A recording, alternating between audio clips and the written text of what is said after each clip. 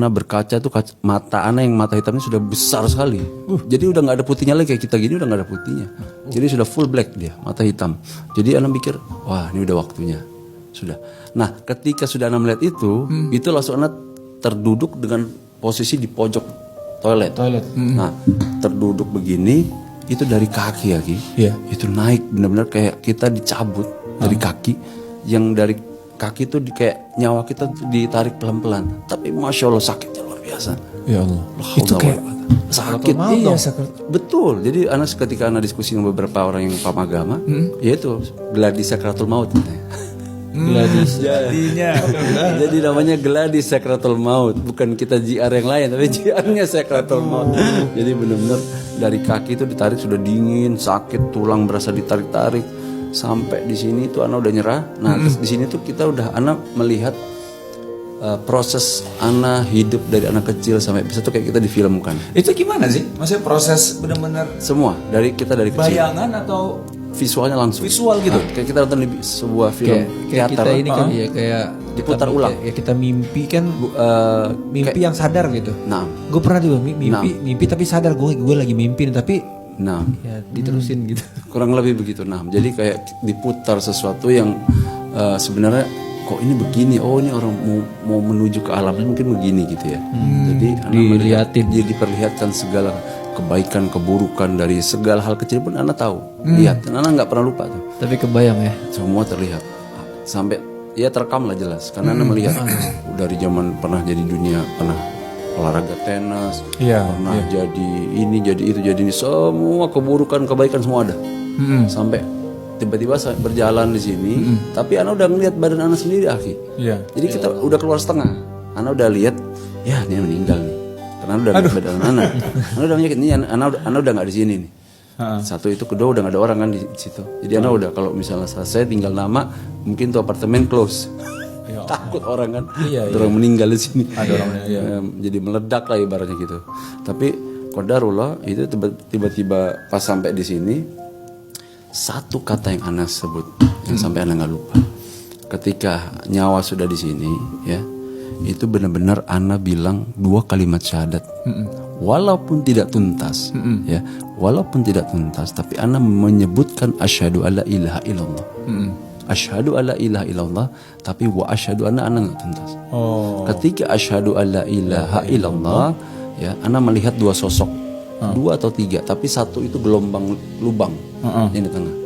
Gelombang lubang itu seperti seolah kayak anak kayak mau dibawa ke alam situ. 2 ini anak yakin sekali, tapi wallahu alam bisawab ya.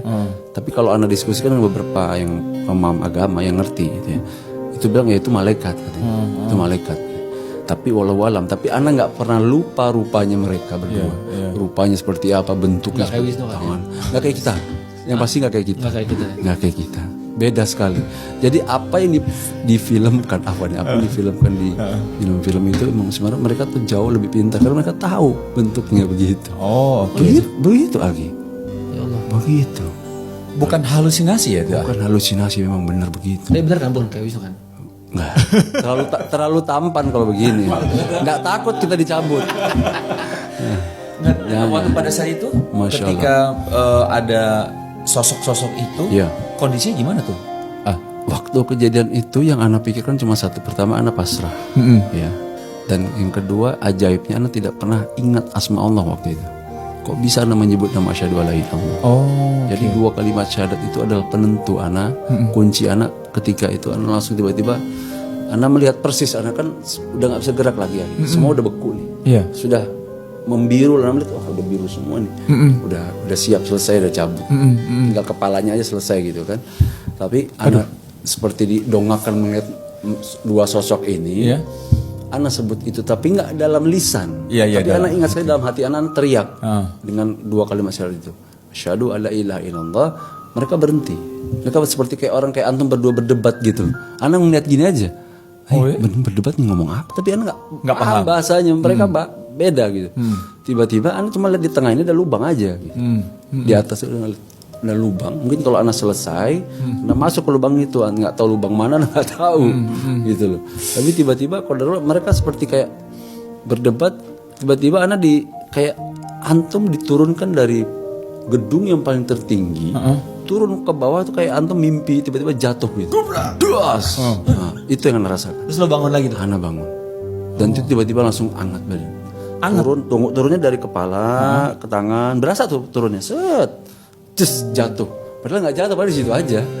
Itu kayak merasa Ana langsung diam, stuck hampir mungkin sekitar 5-10 menit Ana diam. Tapi Ana nggak pernah berhenti untuk menyebut nama Allah. Ya Allah, ya Allah. Mungkin ya Allah gini kali ya. Ini orang belum berbuat baik tapi mau masuk surga karena nggak sadar. Iya. Tunggu kali ya. Tunggu. Berbuat baik dulu. Nah, kebanyakan nih berat di dosa nih kalau disiksa kayak terlalu kasihan nih. Mungkin. Ini kalau terlalu disiksa kayak kasihan juga nih dosa. Tapi lo berpikir gini gak sih? Kayak dikasih kesempatan untuk hidup dan sekali lagi lo berubah deh gitu. Nah, ada itu yang Ana pikirkan. Jadi setelah Ana dapat hidayah itu, jadi Ana banyak berdiskusi juga sama setelah kejadian itu kan? Iya, jadi hijrah dan hidayah itu beda ya. Hijrah itu adalah ketika kita merasa kita sudah mentok, oke lah, Ana mau hijrah atau mungkin ajakan teman, keluarga, rekan ya, hijrah. Tapi Ana hidayah. Hidayah itu yang berikan memang setelah Ana tahu itu petunjuk yang Allah berikan langsung berupa ya katakanlah gift Dan gak semua orang dan tidak semua orang mendapatkan itu. Yang Anda pahami, yang Anda dapat jawaban dari beberapa orang yang paham secara agama gitu. Jadi mereka menyampaikan seperti itu bahwa hidayah itu dari Allah, Antum bersyukur, antum diberikan hidayah secara kilat seperti itu dengan caranya Allah seperti itu gitu, ya. Jadi caranya Allah memberikan hidayah seperti itu, walaupun itu keras seperti tamparan buat antum, tapi itu benar-benar bisa menjadi perubahan antum menjadi orang hijrah yang lebih baik. 180 derajat langsung. Insya Allah. Jadi kayak jangan kan tuh dengar azannya takut sekarang. Dulu kan enggak, dulu baru-baru dengar azan kayak udahlah, apa sih kita orang alim? Orang alim. Bro, malam kita jalan dulu, bro. Gampang, masih ada hari esok. Enggak, karena lo disadarinya dengan kejadian kayak gitu. Karena sakit banget kejadiannya. Iya. Tapi kalau lo masih nggak istiqomah sih kebangetan gitu. Kedua mungkin hidayahnya beda kali ya. Lebih sakit kayaknya. nggak ada urusan, nggak ada hidayahnya lagi. Kata ini udah nggak ada lagi dah. Udah cabut aja udah, nggak usah pakai tanya lagi katanya. Nggak ngaruh mau udah masalah katanya. La haula wala quwata.